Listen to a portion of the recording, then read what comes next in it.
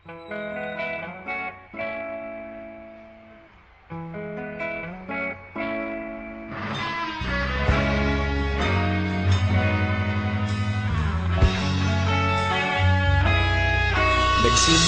ang lahat sa eskwela, nagsama-samang 12, sa kalokohan at sa tuksuhan, hindi maawat sa isa't isa.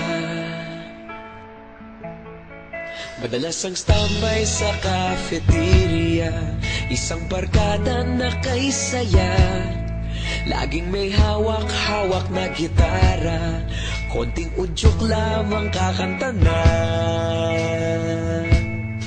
Kay simple lamang ng buhay noon, walang mabibigat na suliranin, problema lamang laging kulang ang datong.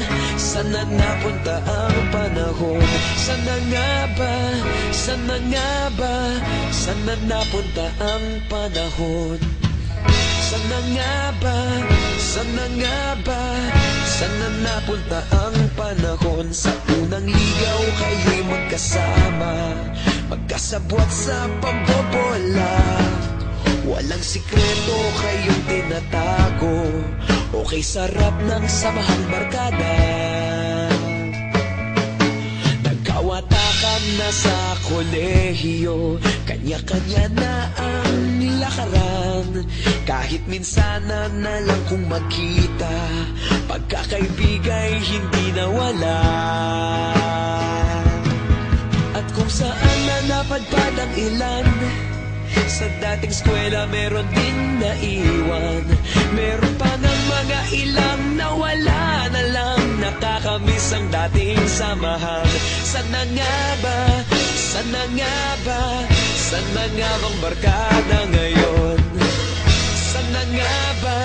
Sana nga ba? Sana nga bang barkada ngayon?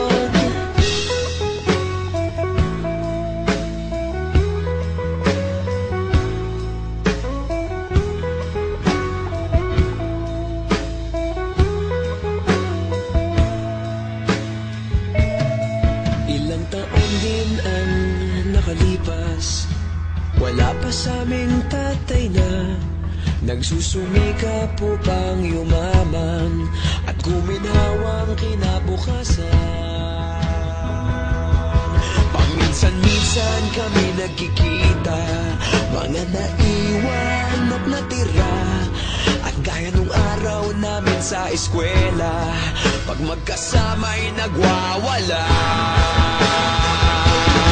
Napakahirap malimutan ang saya ng aming samahan, kahit lumipas ng ilang taon, magkabarkada pa rin ngayon.